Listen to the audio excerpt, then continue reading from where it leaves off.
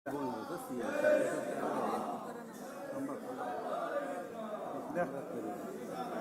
Citation आहे ना, इथे भाषण करणार ना, सायटेशन नाही ते बिल सादर केल्यानंतर बिल हे घेऊया पाहिजे, त्याच्यानंतर मी लाईव्ह करतो. हो तुकारा बिल तुकारा. हो आजच्या कामकाजात बिल घ्या पाहिजे. शासकीय विधेयक पुनर्स्थापनार्थ विचार खंडशः विचार व संमत करणे सन 2024 चे विधानसभा विधेयक क्रमांक 1 महाराष्ट्र राज्यातील सामाजिक व शैक्षणिक दृष्ट्या मागास वर्गाकरिता आरक्षण विधेयक 2024. अध्यक्ष महोदय,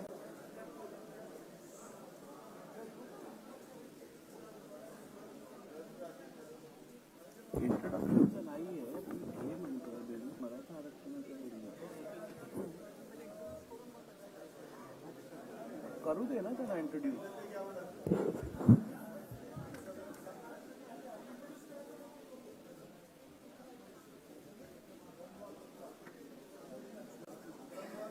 इंट्रोडक्शन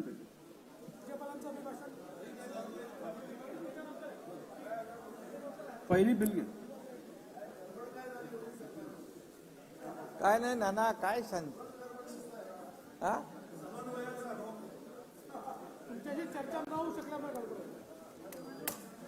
अध्यक्ष महोदय,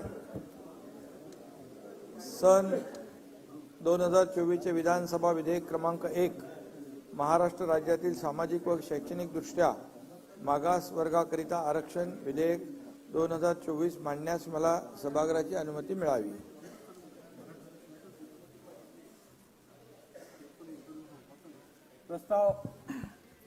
प्रस्ताव असा आहे की सन 2024 चे विधानसभा विधेयक क्रमांक 1 महाराष्ट्र राज्यातील सामाजिक व शैक्षणिक दृष्ट्या मागास वर्गीयकरिता आरक्षण विधेयक 2024 मांडण्यास अनुमती देण्यात यावी. प्रश्न असा आहे की सन 2024 चे विधानसभा विधेयक क्रमांक 1 महाराष्ट्र राज्यातील सामाजिक व शैक्षणिक दृष्ट्या मागास वर्गीयकरिता आरक्षण विधेयक 2024 मांडण्यास सभागृहाची अनुमती आहे काय? अनुकूल असतील त्यांनी होय म्हणावे, प्रतिकूल असतील त्यांनी नाही म्हणावे. होयचे एकमत आहे, होयचे एकमत आहे. प्रस्ताव संमत झाला.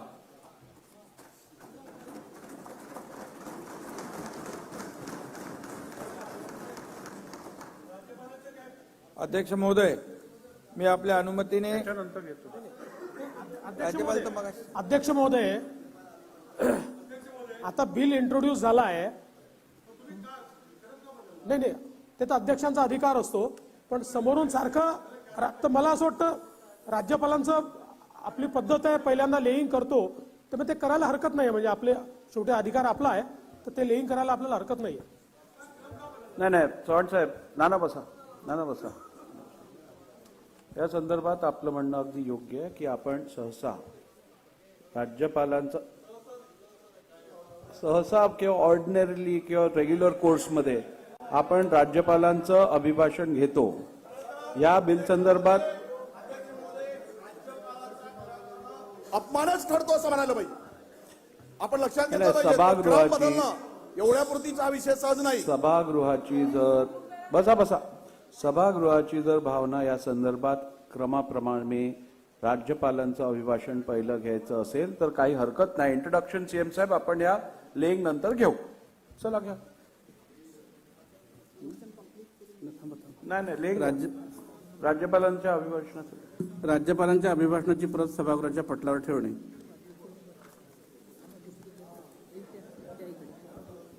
महोदय, मंगळवार दिनांक 20 फेब्रुवारी 2024 रोजी माननीय राज्यपालांनी केलेल्या अभिभाषणाची प्रत मी सभागृहाच्या पटलावर ठेवतो. माननीय राज्यपालांनी केलेल्या अभिभाषणाची प्रत सभागृहाच्या पटलावर ठेवण्यात आली. राज्यपालांच्या अभिभाषणाबद्दल आभार प्रदर्शनाचा प्रस्ताव.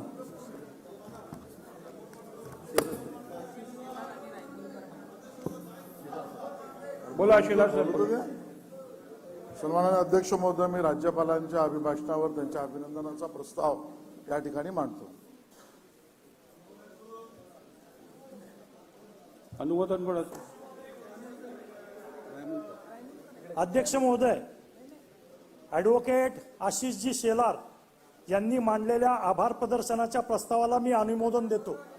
ठीक आहे. प्रस्ताव असा आहे की मान्य राज्यपालांनी केलेल्या अभिभाषणाबद्दल आम्ही या अधिवेशनाकरिता जमलेले महाराष्ट्र विधानसभेचे सदस्य त्यांचे मनपूर्वक आभार मानतो. मान्य राज्यपालांच्या अभिभाषणावरील चर्चा विधानसभेच्या तृतीय पावसाळी अधिवेशनात घेण्यात येईल. नाही, त्यांना चालू करू दे.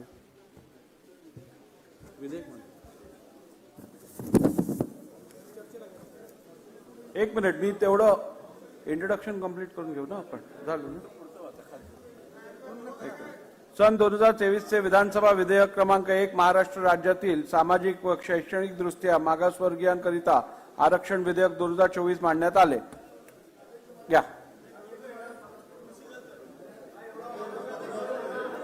एक मिनिट अध्यक्ष महाराज,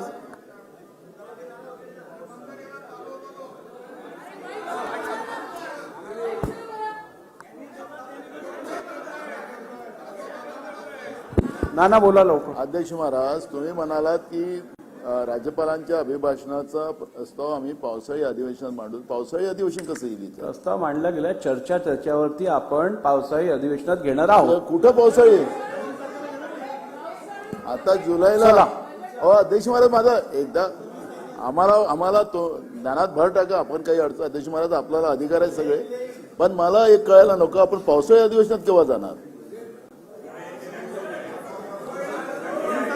या संदर्भात अध्यक्ष नाही एक ऐका मिनिट. नाना भाऊ, बजेट अधिवेशन हे आपण जेव्हा इलेक्शनचं वर्ष असतं त्यावेळी आपण वोट ऑन अकाउंट घेतो, त्यामुळे आपण ते रेग्युलर अधिवेशन घेत नाही. ते अधिवेशन आपण लोकसभेच्या निवडणुकीनंतर घेतो. ते पावसाळी आणि बजेट अधिवेशन हे आपण एकत्रित घेतो, म्हणून त्यांनी तसं सांगितलं. आणि नाना भाऊ हे काय? नाही एक मिनिट.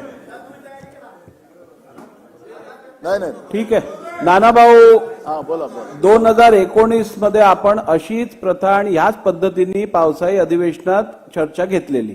त्यामुळे मी तुम्हाला प्रेसिडेंट काढून देतो, तो तुम्ही पहा आणि मग आपण बोलू. चला. अध्यक्ष महोदय, सन 2024 चे विधानसभा विधेयक क्रमांक 1 महाराष्ट्र राज्यातील सामाजिक व शैक्षणिक दृष्ट्या मागास वर्गांकरिता आरक्षण विधेयक 2024 विचारात घेण्यात यावे असा मी आपल्या अनुमतीने प्रस्ताव मांडतो. प्रस्ताव असा आहे की सन 2024 चे विधानसभा विधेयक क्रमांक 1 महाराष्ट्र राज्यातील सामाजिक व शैक्षणिक दृष्ट्या मागासवर्गीयांकरिता आरक्षण विधेयक 2024 विचारात घेण्यात यावे. प्रश्न असा आहे की सन 2024 चे विधानसभा विधेयक क्रमांक 1 महाराष्ट्र राज्यातील सामाजिक व शैक्षणिक दृष्ट्या मागासवर्गीयांकरिता आरक्षण विधेयक 2024 विचारात घ्यावे काय? अनुकूल असतील त्यांनी होय म्हणावे, प्रतिकूल असतील त्यांनी नाही म्हणावे. होय ते बहुमत आहे. होय ते बहुमत आहे. विधेयक विचारात घेण्यात येत आहे. अध्यक्ष महोदय, विरोधी पक्ष नेत्यांनी मला या बाबतीमध्ये काही मुद्दे आणि पत्र दिलेलं आहे आणि त्याच्या अनुषंगाने काही मुद्द्यांचं या ठिकाणी मला स्पष्टीकरण देणं आवश्यक आहे. त्यामुळे अध्यक्ष महोदय, आज मराठा समाजाला सामाजिक व शैक्षणिक दृष्ट्या मागास वर्गाकरिता आरक्षण देण्यासंदर्भातलं विधेयक आपण मांडलेलं आहे. त्याच्या चर्चेमध्ये अध्यक्ष महोदय, कालच छत्रपती शिवाजी महाराजांची जयंती संपूर्ण महाराष्ट्रात देशभरामध्ये आपण साजरी केली आणि त्यावेळेस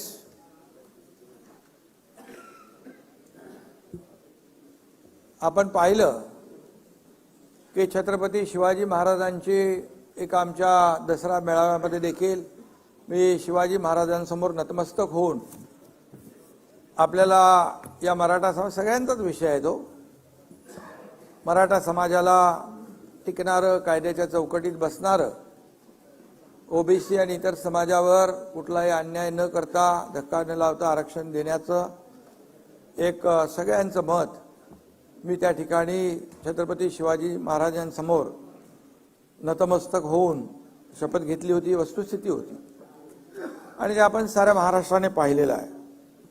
आणि म्हणून त्यावेळेस मराठा समाजाने आरक्षणासाठी जे काही लढा उभारला होता, जे आंदोलन केलं, तो ऐरणीवर होता. समाजाच्या भावना अत्यंत तीव्र होत्या. मला आणि आपल्या सर्वांनाच त्यांच्या वेदना आणि व्यथांची कल्पना आहे, पुरेपूर जाणीव आहे. आणि राज्यभरामध्ये क्रांती मोर्चे सुरू असताना आरक्षणासाठी झगडणाऱ्या मराठा समाजाची जी काही भावना होती ती आपण जाणून आहोत. मी महाराष्ट्राचा अध्यक्ष महोदय, मुख्यमंत्री आहे.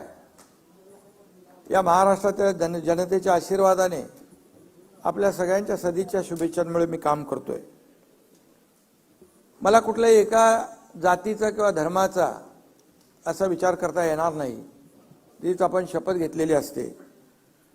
आणि मराठा समाजाचं आंदोलन जे सुरू होतं, मी त्यावेळेस एका कुठेतरी म्हणालो, या समाजाच्या सारखं इतर कुठल्याही समाजाचं जर आंदोलन आणि ते लढा सुरू असता तरी मी तीच भावना व्यक्त केली असती.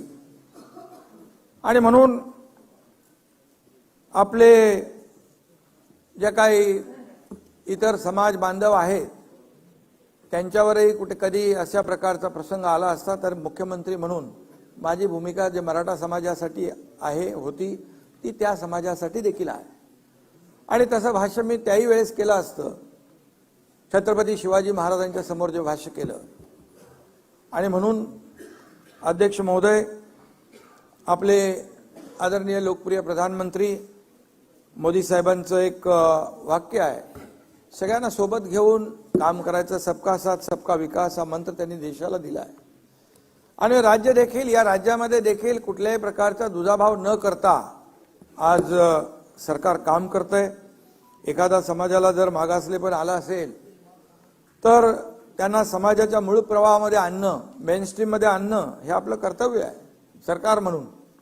आणि त्यासाठी आवश्यक ते सर्व प्रयत्न करण्यासाठी आपलं सरकार कटिबद्ध आहे. एकाचीच बाजू घ्यायची, दुसऱ्याचा विचार करायचा नाही असं सरकार म्हणून आणि मुख्यमंत्री म्हणून मला देखील करता येणार नाही. याची पुरेपूर जाणीव मला आहे आणि माझ्याकडून तसं काही चुकून कधी होणारही नाही. आणि म्हणून आज या अधिवेशनाच्या निमित्ताने मी समस्त राज्याला परत एकदा सांगू इच्छितो की ओबीसी बांधव असो किंवा इतर कोणताही समाज असो, आम्ही कोणाच्याही आरक्षणाला धक्का न लावता मराठा समाजाला शैक्षणिक आणि नोकरीतलं आरक्षण देण्याचा निर्णय घेतलेला आहे.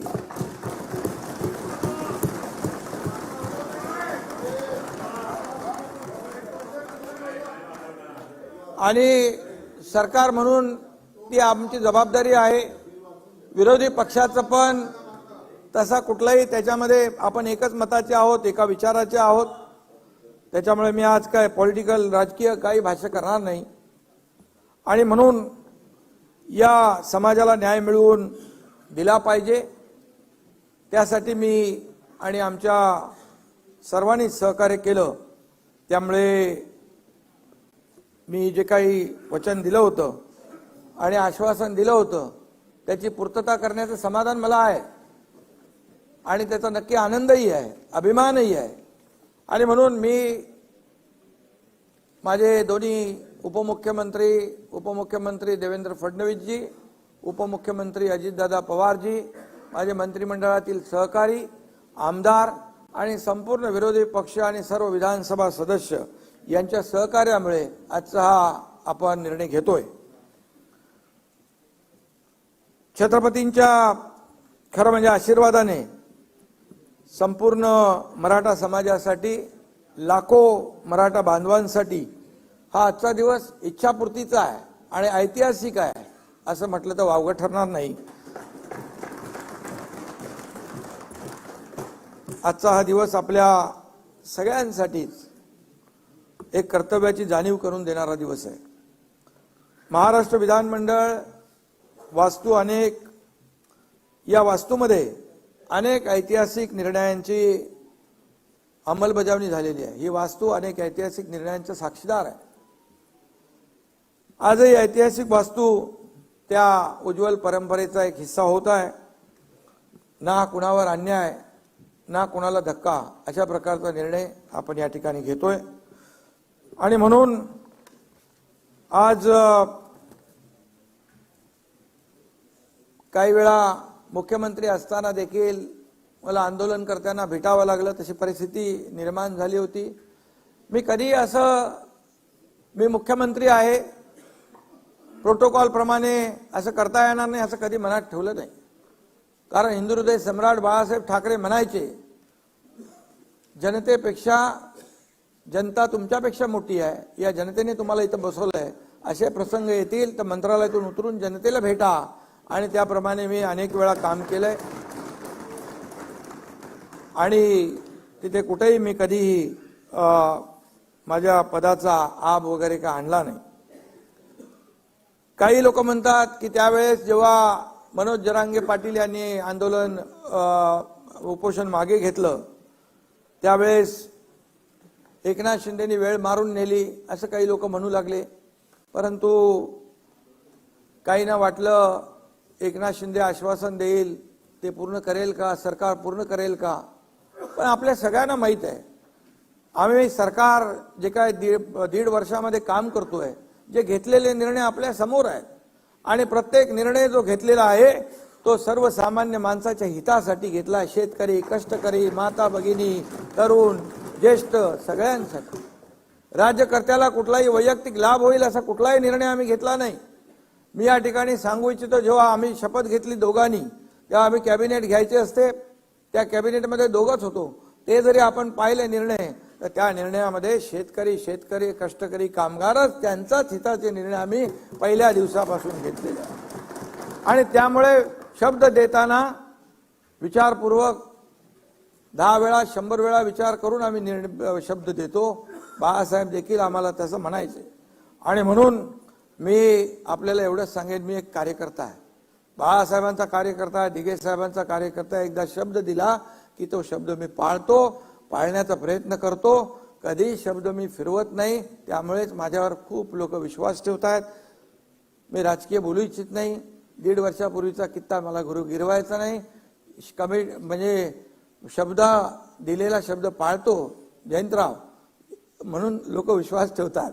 आणि म्हणून आज मी तो शब्द या ठिकाणी पाळतोय. एकदा शब्द दिला की तो मागे हटण्याचा माझा काही प्रश्न नाही. आणि म्हणून मराठा समाजासाठी आंदोलन जे मनोज जरांगे पाटील त्यांच्या सहकारी यांनी केलंय, खऱ्या अर्थाने त्यांना देखील हा निर्णय जो आहे त्यांच्या आंदोलनाचा एकजुटीचा एक विजय आहे असं म्हटलं तरी वावगं ठरणार नाही. आणि म्हणून लाखो करोडो मराठा बांधवांनी आपल्या हक्कासाठी लढा देताना आजवर कधी संयम सोडला नाही. मागच्या वेळेस देखील देवेंद्रजी मुख्यमंत्री होते, त्यावेळेस देखील लाखांचे मोर्चे आले, आपण पाहिले, परंतु संयम कधी सुटला नाही. आणि त्यावेळेस देखील आपण ती शिस्त पाहिलेली आहे. आणि म्हणून यावेळेस काही ठिकाणी घटना घडल्या, अनुचित घटना घडल्या, परंतु त्या घडायला नको होत्या. शेवटी या राज्यामध्ये सर्वांनी गुण्या गोविंदाने राहिलं पाहिजे. जाती जातीमध्ये तेढ निर्माण करण्याचा प्रयत्न कुणीही करता कामा नये अशी भावना आमची आहे. आणि म्हणून आज या समाजाने देखील विश्वास ठेवला, त्याबद्दल देखील मी मनोज जरांगे पाटील आणि त्यांचे सहकारी जे आहेत त्यावेळेस उपोषण मागे घेतलं आणि आपल्याला पुढे जे काही निर्णय घेता येतील त्याप्रमाणे आपण पुढची प्रक्रिया सुरू केली. मराठा समाजाचा खऱ्या अर्थाने आणि त्यांच्या मगाशीच म्हणालो एकजूट आणि चिकाटी या आणि लढ्याचा हा विजय आहे. आणि म्हणून यामध्ये आता मी एवढंच सांगेन की मराठा समाजाने गेल्या 5-6 महिन्यात जे काही आंदोलनं केली ते आपल्या सगळ्यांना माहीत आहेत. आणि परंतु त्या आंदोलनाला एक धार प्राप्त झाली होती आणि सगळ्यांनाच आपण पाहिलं की सगळ्यांना त्याची चिंता होती. ही आंदोलनं आपल्या राज्याला किंबहुना आपल्या राज्याच्या विकासाला न परवडणारी आहेत. आणि म्हणूनच मी सुद्धा एक सर्वसामान्य शेतकऱ्याचा मुलगा आहे, मलाही त्याची भावना आहे, त्यांच्या वेदना मलाही समजतात. आम्ही अनेक लोक शेतकऱ्याच्या कुटुंबात जन्माला आलो, म्हणून तर शेतकऱ्यांशी संवाद साधणं, त्यांच्या बांधावर जाणं, शेतकऱ्यांना आज मी दुसरीकडे विषय जाऊ इच्छित नाही, परंतु सरकारने आज शेतकऱ्यांसाठी पण खूप मोठे निर्णय घेतलेले आहेत.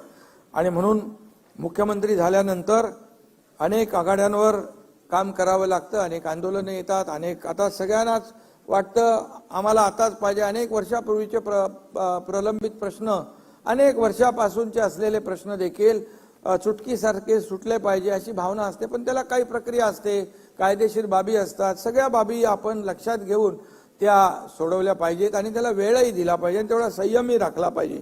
आणि म्हणून आम्ही मराठा समाजातील विद्यार्थ्यांना शैक्षणिक सवलती, शिक्षणासाठी आर्थिक मदत, त्यांच्यासाठी हॉस्टेल, ही सगळी व्यवस्था आपण केली होती अगोदर.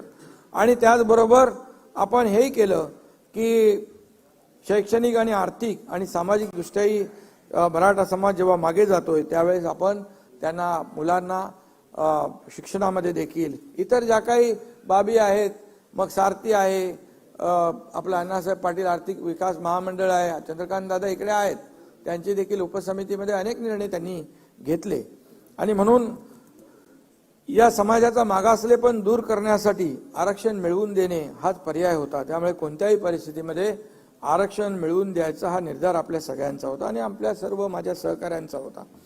नागपूर येथे हिवाळी अधिवेशनात आपण दोन्ही सभागृहांच्या सर्व सदस्यांनी मराठा समाजाला आरक्षणाची कशी गरज आहे हे 3 दिवसाच्या चर्चेमध्ये आपण मांडलं. या सभागृहामध्ये चर्चा झाली, मोठी चर्चा झाली आणि विशेष म्हणजे सर्व सभागृहाची मराठा आरक्षणास मजबूत संमती मिळाल्याने फेब्रुवारी 2024 मध्ये विधिमंडळाचं विशेष अधिवेशन बोलवून या विषयावर कायमस्वरूपी तोडगा काढण्यात येईल अशा प्रकारचं आपण जाहीर भूमिका घेतली. त्यावेळी माझ्यावर काही आरोपही झाले. फेब्रुवारी महिन्यामध्ये लोकसभेची निवडणूक आहे, मग आचारसंहिता लागेल, मग काय होणार, मग कसं होणार. परंतु शेवटी हा सगळा विचार करूनच आपण तो निर्णय घेतला होता आणि म्हणून आज ते अधिवेशन होतंय. आणि म्हणून आजचा दिवस खऱ्या अर्थाने महत्वाचा आहे आणि आज तो दिवस आज आपल्या या मराठा समाजाला आरक्षण देण्यासाठी आपण मुकर्रर केला. त्याप्रमाणे आपण आज तो निर्णय घेतोय. माझ्यासह अध्यक्ष महोदय, देवेंद्रजी, अजितदादा आणि संपूर्ण मंत्रिमंडळ, मी मगाशी देखील म्हटलं 150 दिवस हे काय 1-2 दिवसामध्ये काम झालेलं नाही, त्याहीपेक्षा जास्तीचे दिवस लागले. 150 दिवस अहोरात्र हे सगळं काम सुरू होतं.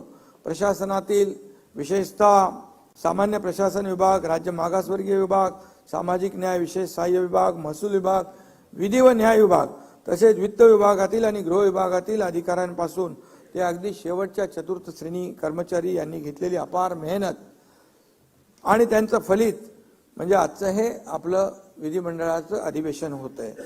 आणि यामध्ये जवळपास 3 ते 4 लाख लोक काम करत होते, दिवस रात्र काम करत होते. आपण त्याच्यामध्ये गोखले इन्स्टिट्यूट, टाटा इन्स्टिट्यूट, आता अनेक लोकांची आपण मदत त्यामध्ये घेतलेली आहे.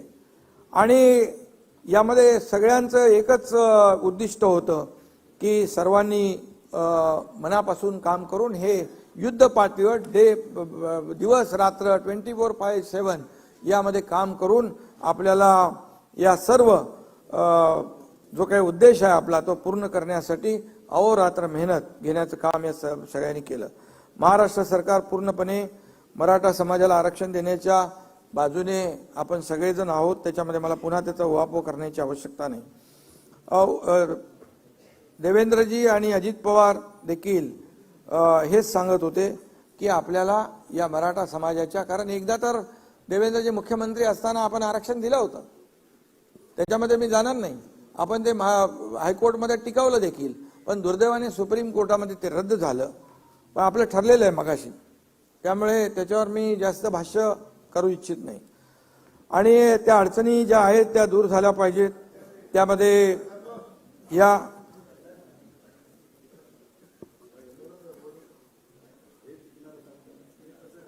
ठीक आणि म्हणून मागासवर्ग आयोगाची स्थापना करून मराठा आरक्षण त्यावेळेस मान्य झालं होतं, कोर्टात टिकलं होतं. सुप्रीम कोर्टात देखील आपण ज्या पद्धतीने थोडीशी मांडणी करायला पाहिजे होती, दुर्दैवाने ते आपल्याला झालं नाही. आणि त्यामुळे या पार्श्वभूमीवर नव्याने मागासवर्ग आयोग नेमता येईल की नाही या संदर्भात शंका उपस्थित करण्यात आल्या होत्या. परंतु सर्वोच्च न्यायालयानेच राज्य शासनाचा मागासवर्ग आयोग नेमण्याचा अधिकार मान्य केला आहे. इंदिरा साहनी प्रकरणामध्ये घटनापीठाने जो निर्णय दिला त्याच्या परिच्छेद 550 मध्ये म्हटलंय, for the purpose and object that those communities हू वर earlier backward and advanced should be excluded, and those communities who were earlier advanced and might have degraded into backward class should be included. Thus, the state was fully entitled to appoint backward classes commission to collect relevant data and submit a report. हे आपल्याला कुठलंही असं बेकायदेशीर काम आपण करत नाहीये. पूर्णपणे कायदेशीर बाबी यामध्ये आपण पाहून या ठिकाणी आपण काम करतोय. त्यामुळे यासाठी आपण न्यायमूर्ती शुक्रे साहेबांच्या अध्यक्षतेखाली स्थापन केला मागासवर्ग आयोग. हा पूर्णतः वैध असून या आयोगाने अत्यंत काळजीपूर्वक आणि मेहनतीने निरगुडे राजीनामा दिला त्यांनी, आणि म्हणून आपण शुक्रे साहेबांचं अध्यक्षतेखाली काळजीपूर्वक आणि मेहनतीने तयार केलेला अहवाल शासनाने स्वीकारला ना. नाही, तुम्ही माझ्याशी बोला ना. शासनाने स्वीकारलाय. हे आरक्षण सुप्रीम कोर्टात टिकेल की नाही याबद्दल आतापासून शंका बाळगण्याचं कारण नाही. ना आपण पॉझिटिव्ह बोलूया, पॉझिटिव्ह चर्चा करूया. सगळ्यांची जबाबदारी आहे. हे सगळं आपण मराठा समाजाला जो आरक्षण देतोय ते टिकावं यासाठी सुप्रीम यामध्ये घटनेच्या 342A आणि 16(4) आणि 15(4) प्रमाणे नोकरी आणि शिक्षणामध्ये आरक्षण देण्याची घटनेत तरतूद आहे. त्यानुसार आयोगाने शिफारस केलेली आहे. या ठिकाणी मी हे नम्रपणे नमूद करू इच्छितो की नाना, आपलं राज्य नाही, 22 राज्यामध्ये आज आरक्षण 50% पेक्षा जास्ती आहे. तामिळनाडू 69%, हरियाणा 67%, राजस्थान 64%, बिहार 60%, गुजरात 59%, पश्चिम बंगाल 55%, आणखी 22 लोक आहेत. बिहारने 59% दिले, 69%. त्यामुळे आज आपल्याला मी एवढंच सांगतो, आपण जी 50% आरक्षणाची मर्यादा ओलांडली ते मगाशी तुम्हाला मी वाचून दाखवलं. कोर्टाने आपल्याला, सुप्रीम कोर्टाने पण ते आपल्याला अधिकार दिले आणि तो आपला अधिकार आहे. आणि म्हणून यामध्ये आपण हा जो कायदा करतोय तो पूर्णपणे टिकेल आणि कायदेशीर निकषावर टिकून राहील या बाबतीमध्ये आपण शंका बाळगण्याचं कारण नाही. आपण खात्रीपूर्वक या ठिकाणी तो टिकूया. त्याचबरोबर आपण या सर्व ज्यांच्या या आंदोलनामध्ये काही लोकांचा मृत्यू देखील झालेला आहे आणि त्यांच्या कुटुंबियांना देखील आपण आर्थिक मदत देखील सरकारने केली ऑलरेडी. पण ती सरकारने शेवटी माणसाला तर परत आणता येत नाही आणि घरातलं करता धरता माणूस गमावल्याचं दुःख ते कधी भरून काढू शकत नाहीत. किती आपण मदत केली तरी सुद्धा त्या कुटुंबियाच्या बद्दल मी राज्य सरकारच्या वतीने मुख्यमंत्री म्हणून संवेदना व्यक्त करतो. यावेळी नागपूर येथे झालेल्या विधिमंडळाच्या हिवाळी अधिवेशनात मी सविस्तर पूर्णपणे बोललोय आणि आपण 4 दिवस या परिस्थिती अतिशय गांभीर्यपूर्वक आणि पोटतिडकीने मतं आपल्या सगळ्या सभागृहाच्या सदस्यांनी मांडलेली आहेत. आणि म्हणून आपल्या सगळ्यांची भावना एकच आहे. त्याच्यामध्ये पुन्हा काही मला सांगण्याची आवश्यकता नाही. ओबीसी किंवा अन्य कुठल्याही समाजाच्या आरक्षणाला धक्का न लावता मराठा समाजाला कायद्याच्या चौकटीत बसणार आणि कायद्याच्या चौकटीत टिकणार आरक्षण मिळायला पाहिजे, ही भावना सरकारची आहे, तुमची आहे, सगळ्यांची. आणि आजवर देखील मराठा, मी राजकीय बोलू इच्छित नाही, परंतु मराठा समाजाचा इथं म्हणजे सगळ्यांनी त्याचा फायदा घेतलेला आहे. परंतु समाज आजपर्यंत या सुविधांपासून वंचित राहिला, हे देखील दुर्दैव आहे. आणि म्हणून मी या पुन्हा त्याचं इथे काय भाष्य करू इच्छित नाही की देवेंद्रजींनी दिलं मग कोर्टात टिकलं मग सुप्रीम कोर्टात गेलं, ते जाऊ दे, आता गेलं ते. आता अशा कुठल्याही गोड दिवशी आपण आपलं तोंड कडू करून घेऊया नको, सगळ्यांनी चांगलं बोलूया. आणि म्हणून मी अभिमानाने या ठिकाणी सांगतो की 2.25 वर्षापूर्वी सत्ता हाती घेतल्यानंतर या महायुती सरकारने ठरवलं होतं की मराठा समाजाला आरक्षण देण्याचा निर्णय आपण घेऊया. आणि म्हणून ही मागणी का आता पुढे आलेली नाही. छत्रपती शाहू महाराजांनी त्यावेळी आरक्षणामध्ये मराठा समाजाचाही समावेश केला होता. 40-45 वर्षापासून मराठा बांधव आरक्षणासाठी लढा देतोय. आणि म्हणून आज यांची मी आठवण करेन. स्वर्गीय अण्णासाहेब पाटील यांनी दिलेलं बलिदान देखील आहे. ते बलिदान देखील त्याचाही विचार या ठिकाणी केलेला आहे आणि आमच्या सरकारने त्यांचं बलिदान देखील व्यर्थ जाऊ नये ही भावना देखील आहे. आणि म्हणून काही वर्षापूर्वी खूप मोठे मोर्चे झाले. 56 आपल्याच काळामध्ये तेव्हा 56 क्रांती मोर्चे राज्यामध्ये निघाले. आम्ही सगळे त्याचे साक्षीदार, आपणही साक्षीदार होतात. आणि त्यामध्ये गेल्या सरकारमध्ये तर छत्रपती संभाजीराजे यांनी देखील आझाद मैदानावर आमरण उपोषण केलं होतं. त्यांच्याशी देखील चर्चा करून मराठा आरक्षणासाठी जे जे काही करता येईल, म्हणजे आरक्षण देण्यापूर्वी जे काही करता येईल त्यांना ओबीसी प्रमाणे सवलती देणं, मुलांना शिक्षणामध्ये सवलती देणं, नोकऱ्यांमध्ये जे काय आपण सारथी अण्णासाहेब पाटील आर्थिक विकास महामंडळ त्याच्यातून आपण मदत करणं, हे आपण त्याप्रमाणे करत होतो. आणि काही निर्णय घेतले पण आपण. त्यांनी देखील त्यावेळेस म्हटलं होतं की सर्वात आधी मराठा समाज हा सामाजिक आणि शैक्षणिक मागास कसा आहे हे सिद्ध करावं लागेल. कोर्टाने त्यांना मागास नाही फॉरवर्ड म्हटलं होतं. आणि म्हणून पूर्णपणे या सगळ्या बाबींचा विचार करून या ठिकाणी आम्ही काम केलंय. आणि म्हणून सप्टेंबर 2022 मध्ये चंद्रकांत दादा यांच्यावर उपसमितीची जबाबदारी आपण दिली आणि त्यांनी देखील ऑगस्ट 22 मध्ये अधिसंख्य पदांची निर्मिती आपण केली. आणि 21 सप्टेंबर 2022 रोजी शासन निर्णय करून त्यामध्ये देखील त्याची अंमलबजावणी केली. त्यावेळी देखील ते सोपं नव्हतं. जवळपास 5,000 लोक, 5,000 तरुण ज्यांचं सिलेक्शन झालं होतं परंतु त्यांना अपॉइंटमेंट मिळाली नव्हती, ते देखील आपल्या सरकारने त्यांना अपॉइंटमेंट दिली.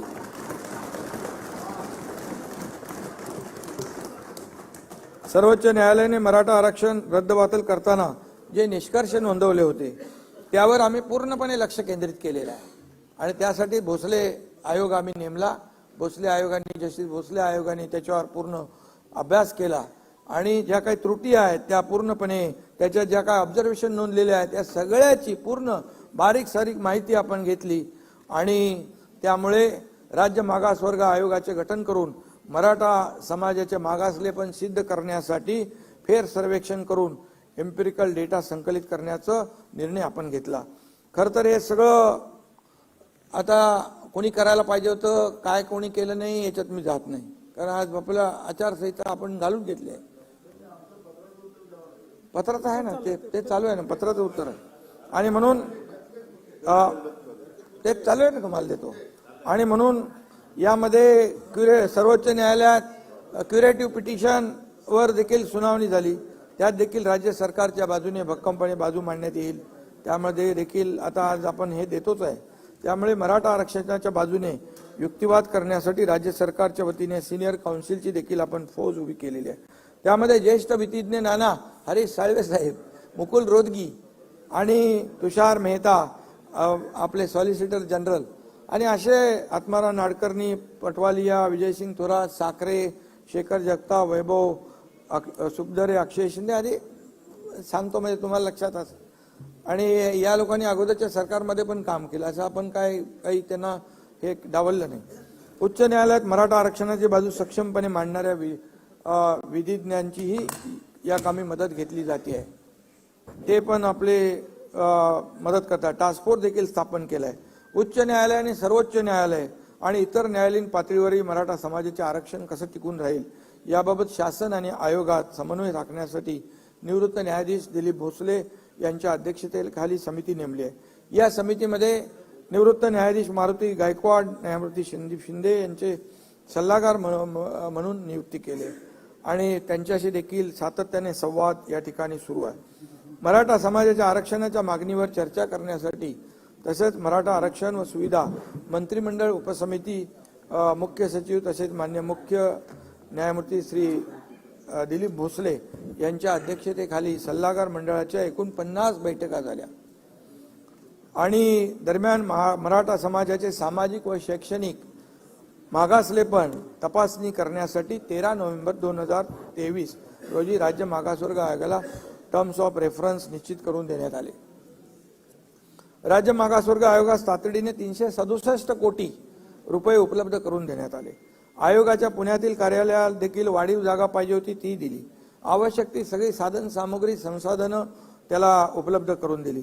नमुना सर्वेक्षण न करता सर्वोच्च म्हणजे सॅम्पल सर्वे न करता सर्वोच्च न्यायालयाने जे काही इम्पिरिकल डेटा गोळा करण्याचं जे काही त्याच्यामध्ये त्रुटीमध्ये आलं होतं ते मोठं शिवधनुष्य उचलायचं होतं आणि त्यामुळे सर्वेक्षण अचूक आणि निष्पक्षपणे वैज्ञानिक प्रोफेशनल पद्धतीने होणं गरजेचं होतं.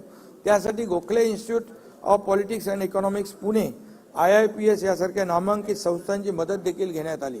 विजयराव त्यांनी त्यासाठी स्वतंत्र संगणक प्रणाली विकसित केली, प्रश्नावली तयार करण्यात आली, सर्व महसूल यंत्रणा यासाठी तयार ठेवण्यात आली, सर्व जिल्हाधिकारी पालिका आयुक्त यांना नोडल अधिकारी म्हणून नेमलं गेलं, त्यांच्या वारंवार बैठका घेतल्या, VC घेतल्या, जवळपास 3 ते 3.5 लाख प्रगणक नेमण्यात आले, त्यांचं मास्टर ट्रेनिंग झालं. 23 जानेवारीपासून युद्धपातळीवर सर्वेक्षणाचं काम सुरू झालं. हे सर्वेक्षण अचूक करायचं होतं आणि वेळेत पूर्ण करायचं होतं. हे चॅलेंज तर होतं आणि म्हणून मला सांगायला अतिशय आनंद आणि अभिमान आहे की 2 फेब्रुवारी 2024 म्हणजे या कालावधीमध्ये त्यांचं नाहीत का आवाज येत नाही. ए कोण बसले बाबा तिकडे.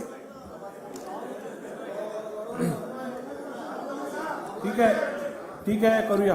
आवाज वाढलेला आहे.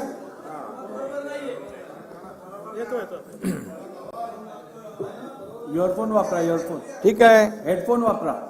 मी सगळ्या ज्या काही तांत्रिक अडचणी सुरुवातीच्या तक्रारी त्यामध्ये दूर केल्या. या सभागृहाच्या माध्यमातून राज्य मागासवर्ग आयोगाचे अध्यक्ष निवृत्त न्यायमूर्ती सुनील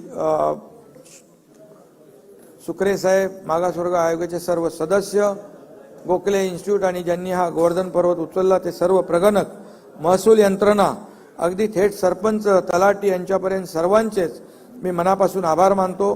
त्यांना मनापासून धन्यवाद देखील देतो. हे काम निश्चितच जबाबदारीचं आणि आव्हानात्मक होतं. एखाद्या समाजाला न्याय देण्याचं काम 16 फेब्रुवारी रोजी माननीय सुनील सुकरे साहेबांनी हा अहवाल वर्षा येथे आम्हाला सुपूर्द केला. आज सकाळी राज्य मंत्रिमंडळ बैठकीत तो मांडण्यात येऊन त्यावर चर्चाही झाली आणि यामध्ये आमचे सहकारी दोन्ही उपमुख्यमंत्री, इतर मंत्री सर्वजण उपस्थित होते आणि हा तिढा सोडवण्यासाठी या सगळ्यांचं सहकार्य मिळालं हे मला या ठिकाणी नम्रपणे सांगितलं पाहिजे.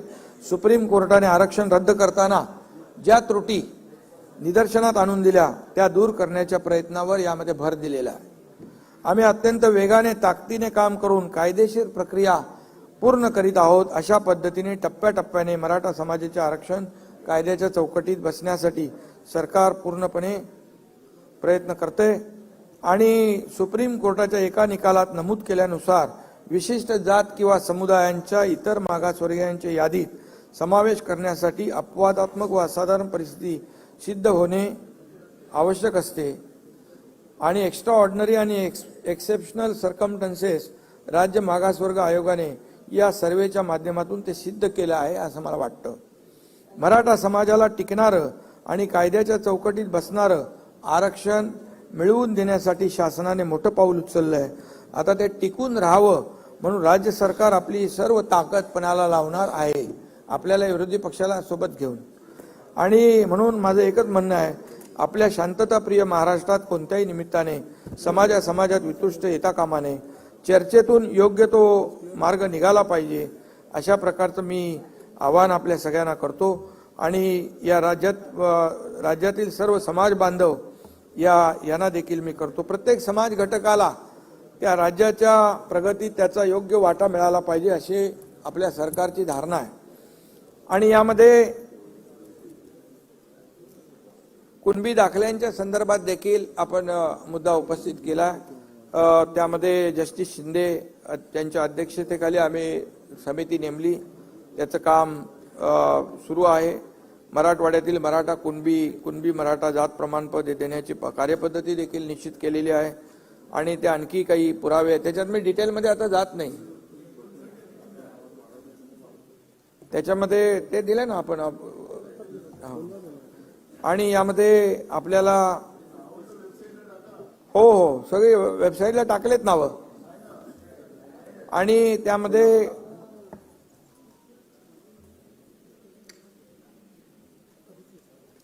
अधिसूचना आपण जी काढली होती त्या अधिसूचना देखील संपूर्णपणे मराठा समाजाच्या नेत्यांनी पूर्ण वाचली होती आणि त्या अधिसूचनेमध्ये आता अधिसूचना काढल्यानंतर 16 तारखेपर्यंत त्याला सूचना हरकती होत्या आणि नाना 6 लाख हरकती आलेल्या आहेत.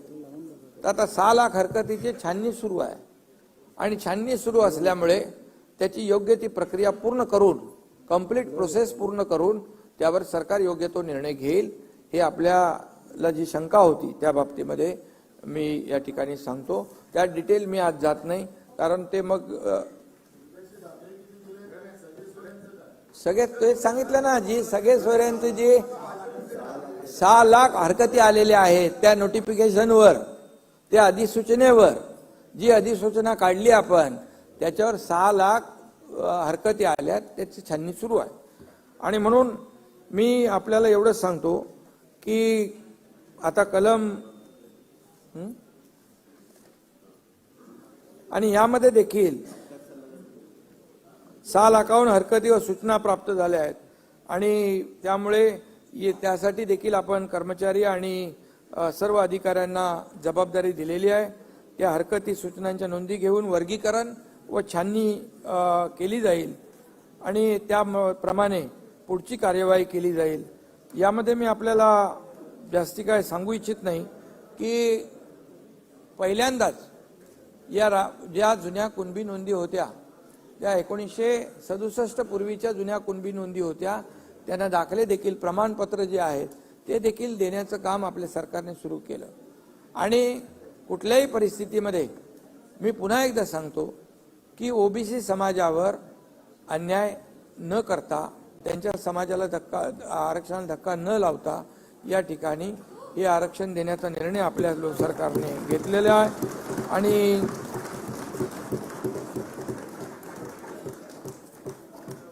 आणि मी डिटेलमध्ये आता त्याच्यामध्ये जाऊ इच्छित नाही.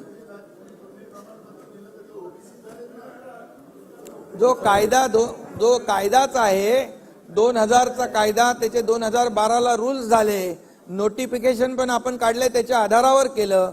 या कायद्यामध्ये याच्यामध्ये नियमामध्ये सुटसुटीतपणा स्पष्टता आणण्यासाठी आपण ते केलंय. तुम्ही ते पूर्ण नीट वाचून बघा. त्या वाचून बघितल्यानंतर तुम्हाला ते कळेल की ते नोटिफिकेशन काय आहे आणि त्या नोटिफिकेशनवर पूर्णपणे आज 6 लाख आक्षेप आलेले आहेत आणि त्यामुळे त्याच्यावर पूर्ण छाननी केली जाईल. मी मनोज जरांगे पाटील आणि त्यांच्या सहकार्यांना देखील विनंती करतो की हे मराठा आरक्षण देण्याचा निर्णय देण्याची शपथ आम्ही घेतल्यानंतर 3 महिन्यामध्ये हे मराठा आरक्षण दिलेलं आहे.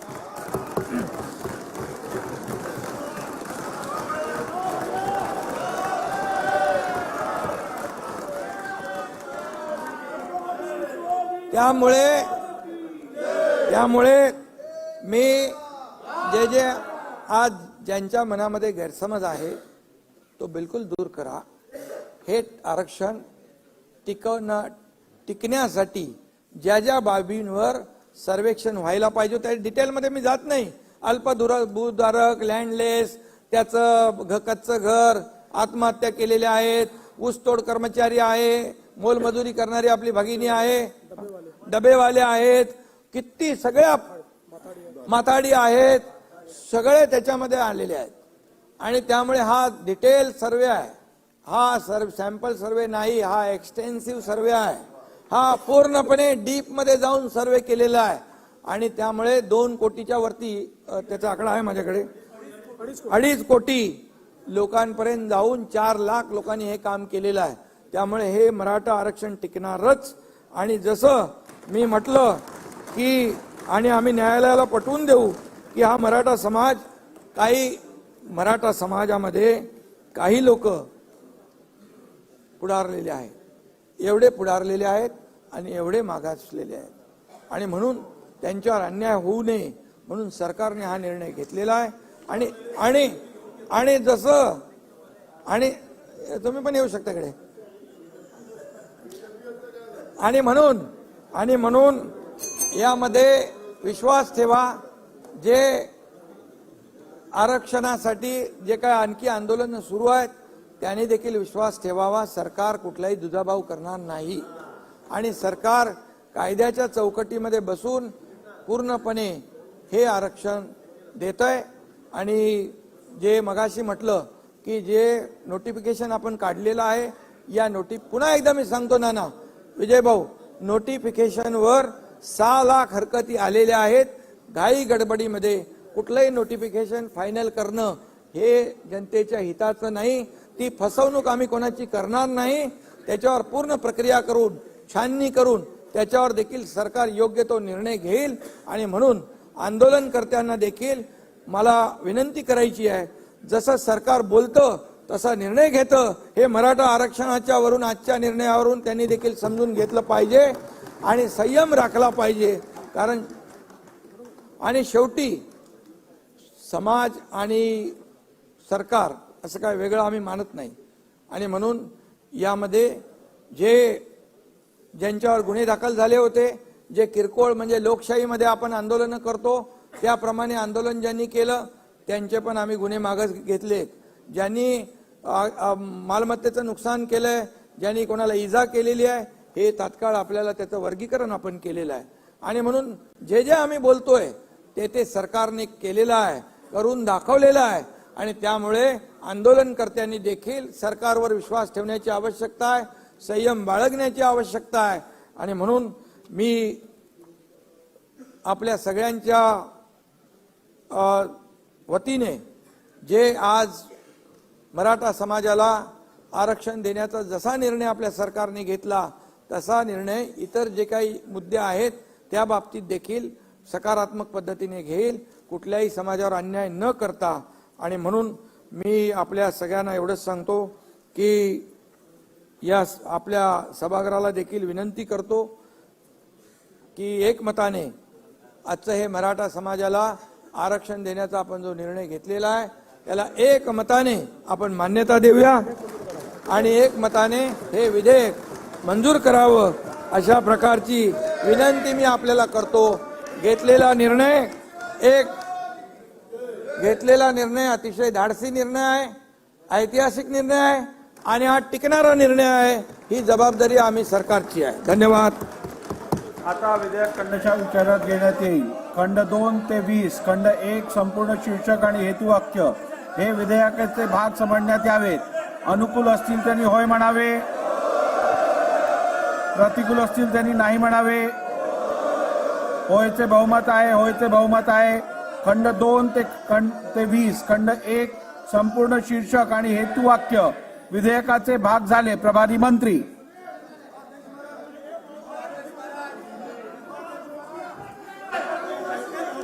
अध्यक्ष महोदय 2004 चे विधानसभा विधेयक क्रमांक 1 महाराष्ट्र राज्यातील सामाजिक व शैक्षणिक दृष्ट्या मागासवर्गाकरिता आरक्षण विधेयक 2024 संमत करावे असे मी आपल्या अनुमतीने प्रस्ताव मांडतो. प्रस्ताव असा आहे की सन 2024 चे विधानसभा विधेयक क्रमांक 1 महाराष्ट्र राज्यातील सामाजिक व शैक्षणिक दृष्ट्या मागासवर्गीयांकरिता आरक्षण विधेयक 2024 संमत करावे. प्रश्न असा आहे की सन 2024 चे विधानसभा विधेयक क्रमांक 1 महाराष्ट्र राज्यातील सामाजिक व शैक्षणिक दृष्ट्या मागासवर्गीयांकरिता आरक्षण विधेयक 2024 संमत करावे. अनुकूल असतील त्यांनी होय म्हणावे, प्रतिकूल असतील त्यांनी नाही म्हणावे. होयचे बहुमत आहे, होयचे बहुमत आहे. विधेयक संमत झाले. ठीक आहे. भुजबळ साहेब 2 मिनिटं बसा, 2 मिनिटं बसा, 2 मिनिटं बसा. अध्यक्ष महोदय माझी विनंती आहे, आपण बहुमत म्हटलंय पण त्यांचंही याला पाठिंबा आहे, त्यामुळे सभागृहाने एकमताने केलं. विरोधी पक्षनेते आपण आपलं काय मत आहे सांग. एकमताने केलं पाहिजे. अध्यक्ष महोदय, माननीय उपमुख्यमंत्री महोदयांनी जो प्रस्ताव या ठिकाणी आणलेला किंवा सांगितलं आहे, खरं तर हा यामध्ये कुणाचाही विरोध असण्याचं कारण नाही. मराठा समाजाला आरक्षण दिलं गेलं पाहिजे ही पूर्वीपासून आमची भूमिका होती, आमच्या सर्वांची भूमिका होती. त्यामध्ये कुणाचाही काही विरोध नव्हता. त्यामुळे बहुमत म्हणू नका, याला एकमत म्हणा. आमची त्याला तयारी आहे. काय नाही अध्यक्ष महोदय, 1 मिनिट मध्ये मानू द्या ना. आता झालं ना, त्याला बोलू द्या ना. आता तुम्हाला विचारलेलं बहुमत आहे की एकमत आहे? तुम्ही एकमत सांगितलं, आता मला घोषणा करू दे ना नाही. एकमताची. नाही. होयचे एकमत आहे, होयचे एकमत आहे. त्यामुळे हे विधेयक एकमताने संमत झाले आहे असं मी घोषित करतो. चला पुढे. नाही झालं ना, आता पुढे जाऊ. ठीक आहे. आपण बसून घ्या. भुजबळ साहेब बसून घ्या. भुजबळ साहेब तुम्हाला बोलायचं आहे ना, बसून घ्या, त्यानंतर बोला. मला बोलू दे, मग आपण बसा. बोला. बसा. बघा, सहसा आपण शोक प्रस्ताव बैठकीच्या शेवटी घेतो, परंतु हे विधेयक आता सन्माननीय मुख्यमंत्र्यांना वरच्या सभागृहातही मांडायचं आहे. आणि शोक प्रस्तावाच्या वेळी त्यांनी उपस्थित राहणं पण अपेक्षित आहे. त्यामुळे मी पहिली शोकप्रस्ताव घेणार आणि त्यानंतर उर्वरित कामकाज आपण घेऊ. शोक प्रस्ताव द्या. थांबा. शोकप्रस्तावानंतर मी पुढील प्रमाणे शोकप्रस्ताव मांडतो. श्री अनिल कलजेराव बाबर, विधानसभा सदस्य, श्रीमती रजनी शंकरराव सातव, माजी विधानसभा सदस्य व माजी राज्यमंत्री, सर्वश्री वल्लभ दत्तात्रय बेनके, शरद रामगोंडा पाटील, मधुकर तुळशीराम बेदरकर व श्री श्रीकांत कृष्णाजी सरमळकर, माजी विधानसभा सदस्य यांच्या दुःखद निधनाबद्दल हे सभागृह अतीव्र दुःख व्यक्त करते. कैलासवासी अनिल कलजेराव बाबर यांचा जन्म 7 जानेवारी 1950 रोजी सातारा जिल्ह्यात कराड तालुक्यातील रेठरे बुद्रुक येथे झाला. त्यांचे शिक्षण BA पर्यंत झाले होते. कैलासवासी बाबर यांनी जीवन प्रबोधिनी शिक्षण संस्था व मॉडर्न एज्युकेशन संस्थेचे संस्थापक संचालक म्हणून कार्य केले होते. त्यांनी रयत शिक्षण संस्था तसेच शिक्षण सहाय्यक मंडळाचे सदस्य म्हणूनही कार्य केले होते. कैलासवासी बाबर यांनी यशवंत सहकारी साखर कारखाना, खानापूर तालुका सहकारी सूतगिरणी तसेच खानापूर तालुका खरेदी विक्री संघ, श्रीनाथ नागरी सहकारी पतसंस्था, सांगली जिल्हा मध्यवर्ती सहकारी बँकेचे संचालक म्हणून उत्तम कार्य केले होते.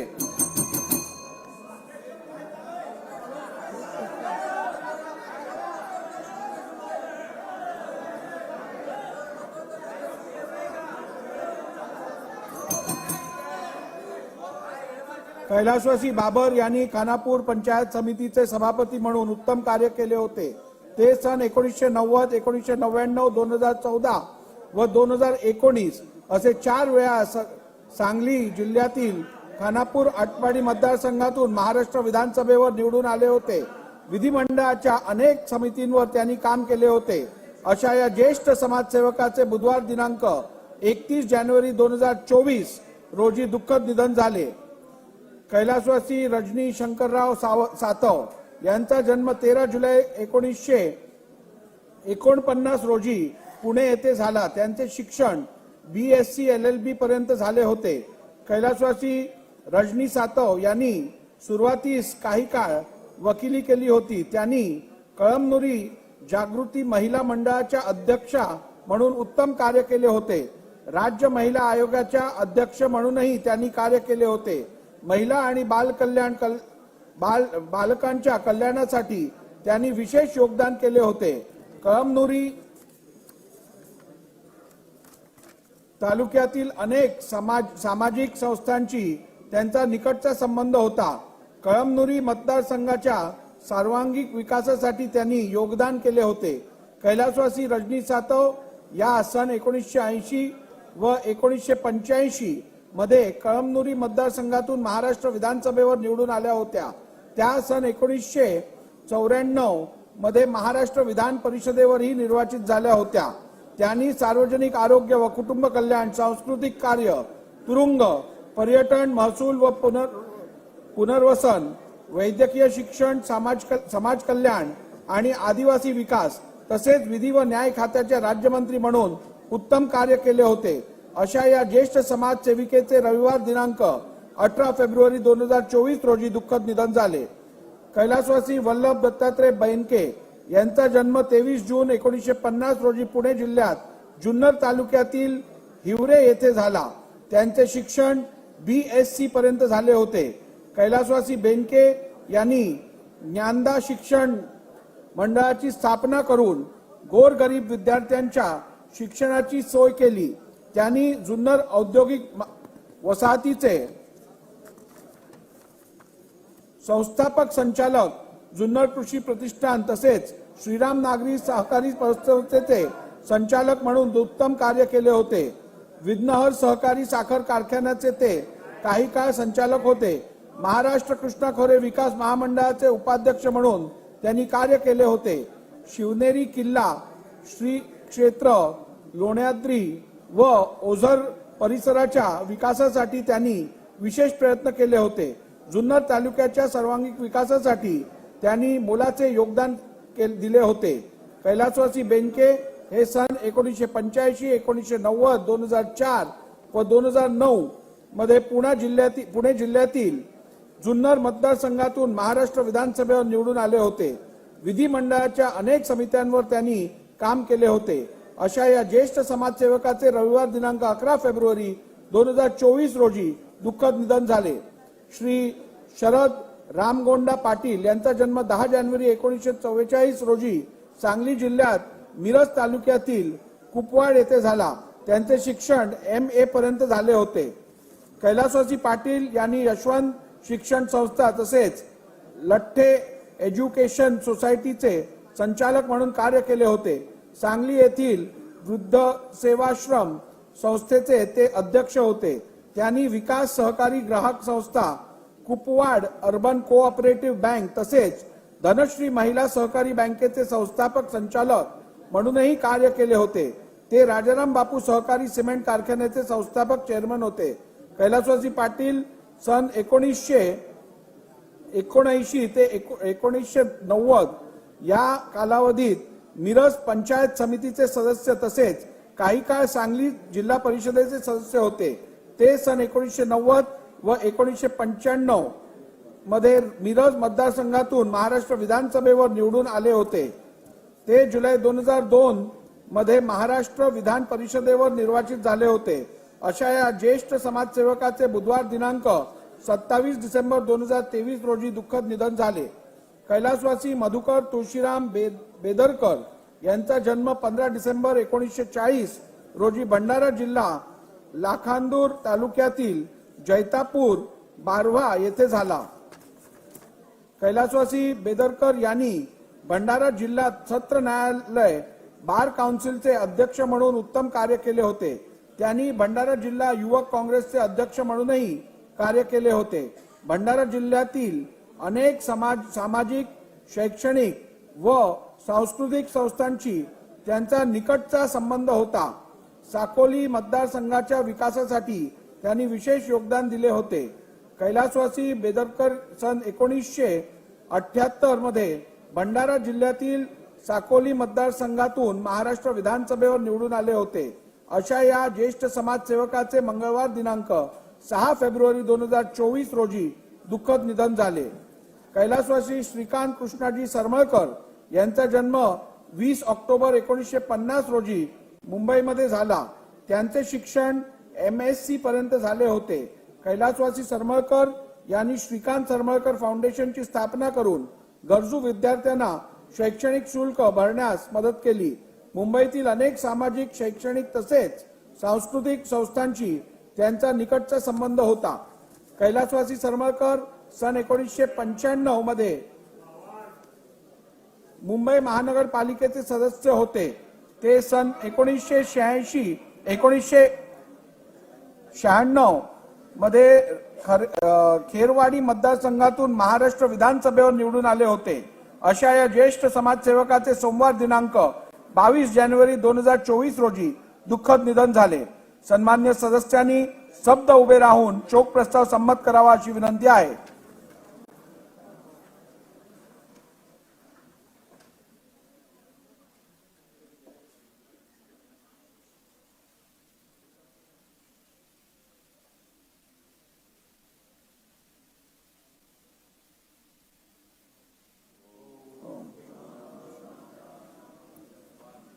सदस्यांनी खाली बसावे. शोक प्रस्ताव संमत करण्यात आला आहे. प्रस्तावाची एक प्रत व विधान मंडळाचे स्मृतिपत्र शोकाकुल कुटुंबाकडे पाठवण्यात येईल.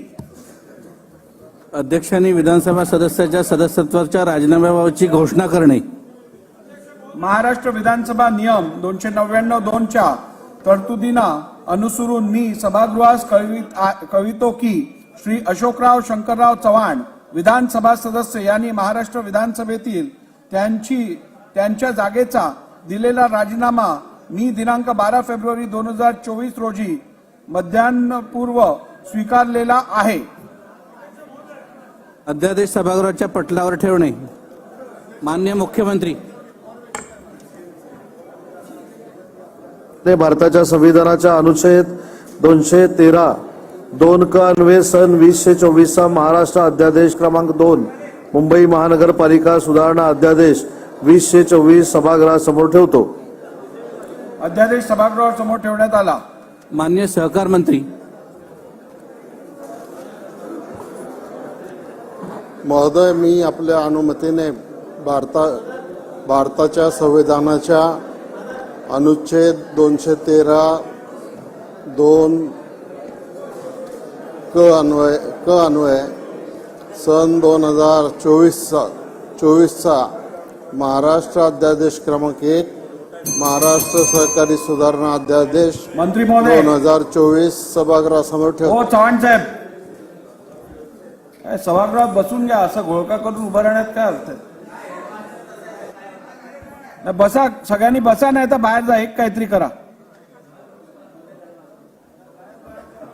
अध्यादेश सभागृहासमोर ठेवण्यात आला.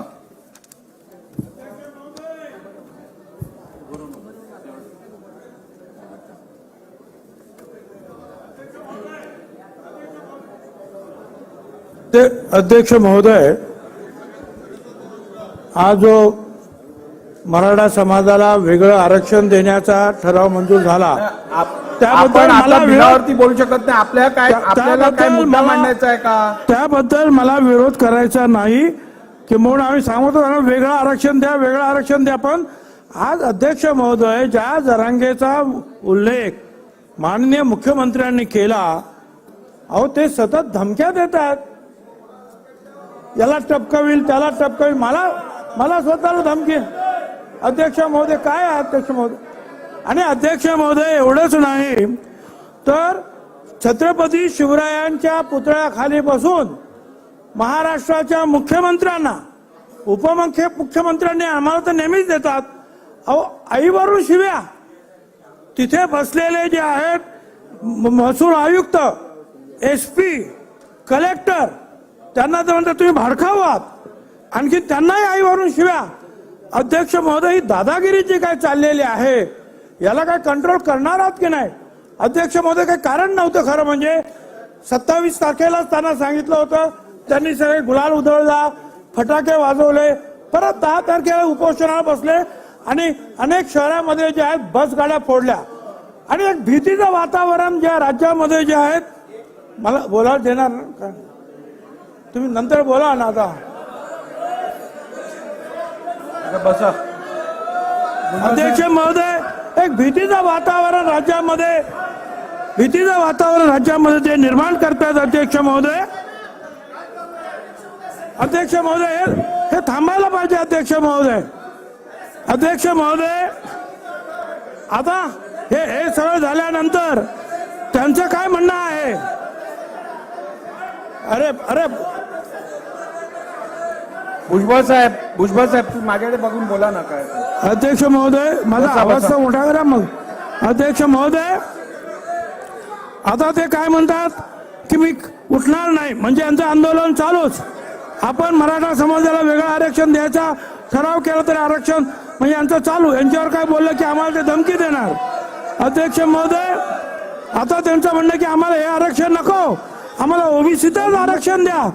अध्यक्ष महोदय, त्यांची दादागिरी आणि जी काही खोटेपणा आहे तो त्यांच्याच बरोबर काम करणारे भंडारा डोंगरावरचे अजय महाराज बारसकर हे जे महाराज आहेत, त्यांनी सुद्धा आता त्यांनी स्पष्टपणे सांगितलंय समाज मीडिया माध्यमातून की हे जे आहेत हे ग्रस्त ऐकणारे नाही. साहेब आपण 1 मिनिट बसा, 1 मिनिट बसा. मला बोलायला देत नाही. भुजबळ साहेब, आपण आपल्या सुरक्षेसंदर्भात चिंता व्यक्त केली, त्याची मी नोंद घेतलेली आहे.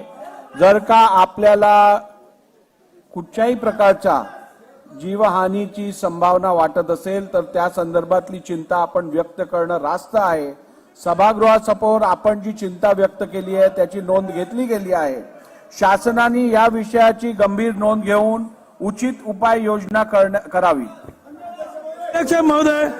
अध्यक्ष महोदय, हे आंदोलन सुरू असताना ते आपण काही बोललो की ताबडतोब धमकी देणार. ते म्हणतात की आम्हाला ओबीसी मध्ये आरक्षण द्या. हे आजचा जो ठराव त्यांना मंजूर नाही. अध्यक्ष महोदय, ते बारसकर महाराज ते सुद्धा तेच सांगतात. त्यांनी एक काल जे क्लिपिंग दाखवली त्याच्यामध्ये एक बबनराव वाळेकर साहेब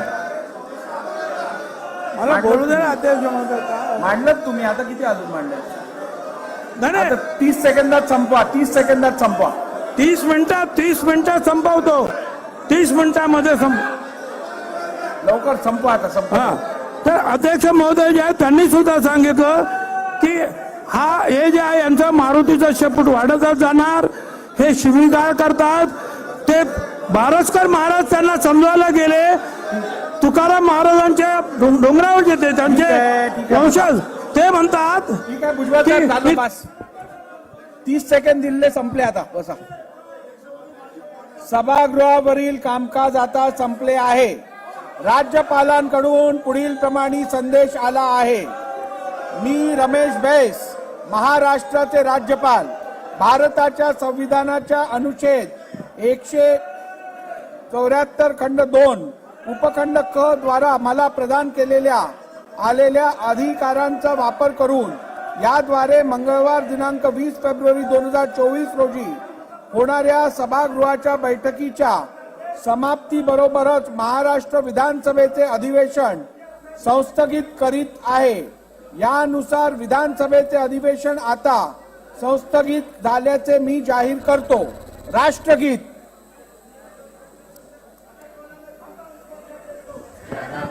ऐसा नहीं चलेगा, आप सीनियर मेंबर हो, ऐसा नहीं चलेगा.